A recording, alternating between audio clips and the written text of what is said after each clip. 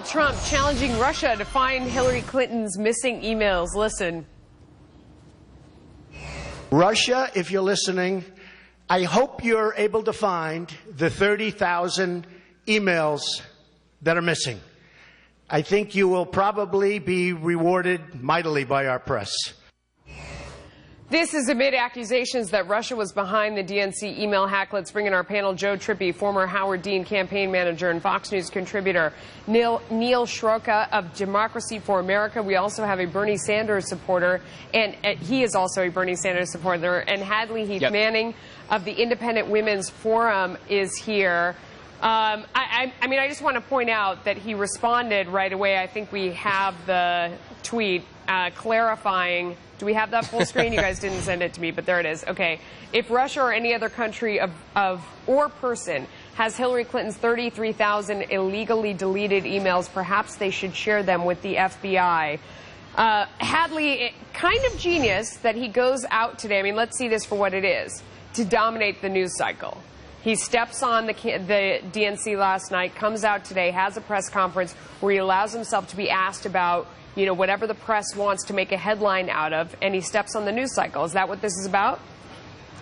Absolutely. This is supposed to be finally Hillary Clinton's coronation as the nominee at the DNC, and Trump stealing headlines, stealing attention, talking about this relationship with Russia. But I think he has to be careful here because he's really built his brand around being fiercely independent as a candidate, as a campaign, putting America first. That's a phrase that he and his vice presidential nominee like to use a lot in their speeches. So he doesn't want to seem too friendly with Russia or any other country, but he is taking the opportunity to slam Clinton here. Joe, I mean, he dominated the news cycle. People jumped on him from the other side saying, you know, oh, that's, you know, you're asking Russia to hack Hillary Clinton. He clarified, and his followers, you know, online said what he's saying is, to whomever already hacked them, we would like to see them.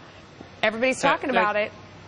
Yeah, but that's not what he said. He talked about how the press would be would like it and would reward Russia. And he's, you know, I mean, look, Speaker Ryan and Pence tried to distance themselves from that, or did things that distance from that Joe, you don't believe with a straight face that he was asking Russia to hack Hillary Clinton. You don't believe that. I think I think with a straight face, what he was doing was exactly what you're saying. Yes. Just trying to jam the press to go, you know, to go into a frenzy about something Trump said, to step on the Democratic convention here. But I do think that it raises some concerns about that he's got to be worried about. He's been, you know, bragging about how great, you know, how Putin respects him. He's going to get along great with Putin. No, it's not what he said.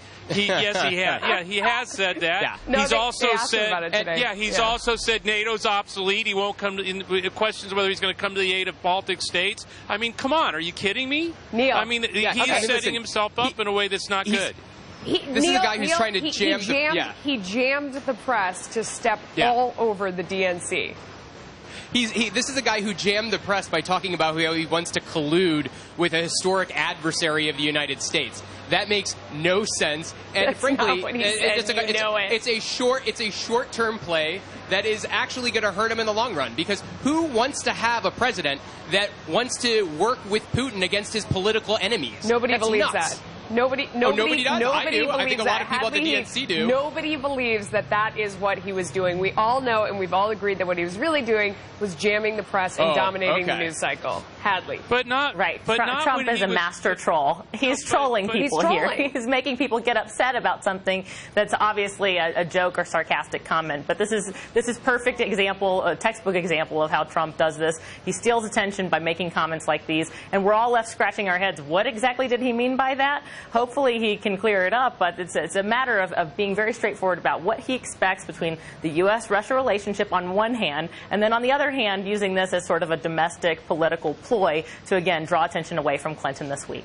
It's actually downright despicable what he's trying to do here. This is a guy who's trying to use the this foreign situation to go into domestic politics. Nuts. Hold still.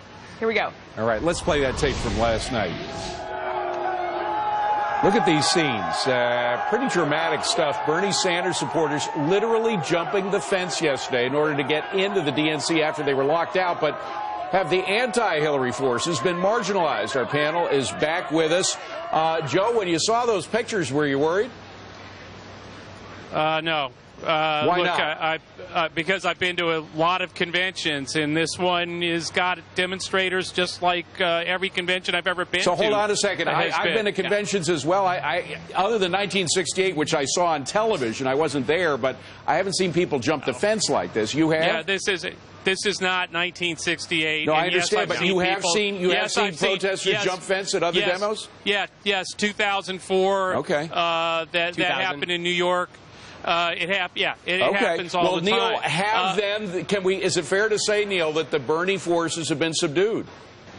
I don't think Bernie forces have been subdued. I think the party is actually working to bring the 13 million folks that voted for Bernie Sanders into the Democratic Party, and that is a great thing for Democrats writ large. If we are united, we can decidedly defeat this billionaire bigot, and that's what's most important right now. By the way, you right now are looking at a live shot inside the convention hall, and as soon as we get other details coming about who's speaking and so forth, we'll bring that to you live. But Hadley, Donald Trump today, among other things, he said a lot today, but he was still trying to sway Bernie supporters to come over, saying that he's been against TPP from the beginning, unlike Hillary Clinton, etc. But I do see, as Joe and Neil do, a coming together. I think that the forces, the protesters, as dramatic as some of those pictures were, have kind of been marginalized, don't you? I do, and ultimately the Sanders support is the same thing's going to happen on the left as we've seen on the right. There's a lot of displaced voters on either side this election cycle who don't feel that the nominee of the major parties speaks for them. But we will see a lot of Sanders supporters fall in line behind Clinton. They hate Clinton. They hate Trump more than they hate Clinton. But there will be some who are drawn in by this message of populism coming from the Trump camp. He said earlier today that he believes in raising the federal minimum wage to $10. It's a terrible policy decision and a terrible idea politically to try to get into a bidding war with Democrats on the minimum wage, but ultimately you can see that he's trying to make a play here for some of those populist voters. By the way, Joe, on TPP, on the Pacific trade deal, what Donald Trump was saying today was that, if Hillary's elected, he said, God forbid, of course, he said if Hillary's elected, she's going to pass the TPP in just a few weeks. She will change certain passages out of a multi-thousand-word document. She'll just change a couple of paragraphs and leave it at that. Do you think that's a fair statement of what might happen with regard to the TPP? Because she was she was all for it in the beginning. No, there's almost nothing Trump says that's a fair statement. But no, John Podesta came out immediately and rejected that. Said that's not true. She opposes. So what is she going to change in the TPP specifically? She's going to oppose it after the election like she opposes it before the election. No, Joe, come on. You know that she supported that. We can play the videotapes. Do you think they burned up? We have videotapes of her saying she's completely supportive. It was the gold standard in trade agreements. Her words, Joe. That was before the specifics came out on TPP. So she put the specifics together on TPP. She was there at the table. Neil, the fact is that she was in favor of this trade deal. How is she going to change it now that she's against it? Here's what she needs to do. She needs to come out now and today against this idea that we should have any sort of vote during the lame duck and say to the hundreds of thousands of people that are here in Philadelphia, not only am I going to oppose this trade deal, but I'm going to fight with you against it in the lame duck if it passes. But what is she going to change? Like that, Give us a specific deal. I've heard of a lot of hyperbole. What is she going to change? She shouldn't change anything. What is she going to change in the deal? She shouldn't change anything, and she should just let the deal die as it should. It's a horrible job-killing trade deal that has no business. Why then did she call it the gold standard in trade deals? You'll have to ask her about that. No, I'm asking you. Why do you think she called it the gold standard? I think she did that because she was working for the president, and the president wanted to pass it. Unfortunately, the president's wrong on that. It didn't sound like she was just saluting Hadley. It sounded like she had read the thing and believed it had a lot of good stuff in it. That's right. None of this reads at the 30,000-foot level that voters are thinking about. They want to know, is it a good deal or bad deal? Are you for it or are you against it? They don't want to know about specifics. They don't want to know about which page or chapter or verse you want to change. Well, she was for it before she was against it. That's the bottom line. Well, that's true. She's made it clear it's a bad deal and she's against it. Joe, she made it clear it was the gold standard of trade deals when she was for it. Now she's against it. You haven't been able to tell me what she's going to change in it, Joe. You have not been able to give me one single example deal if you of let what me she would speak, change why do you in a even trade deal that she called the gold standard Why do you in want trade me on the deals. show? You're not actually Why answering do the you question. want me on this show? Because I asked you, You're not I asking a asked you question. a simple question. You weren't able to answer it. Well, stop and let me answer it. Go ahead. I tried once. I couldn't get an answer. She was Secretary of State in an administration that is for TPP. She works for the President of the United States. Joe, you still haven't answered my question. Over and over again that he was for TPP. What specifically would she change in the trade deal that she once called the gold standard of trade deal? She's not going to change anything. She opposes it.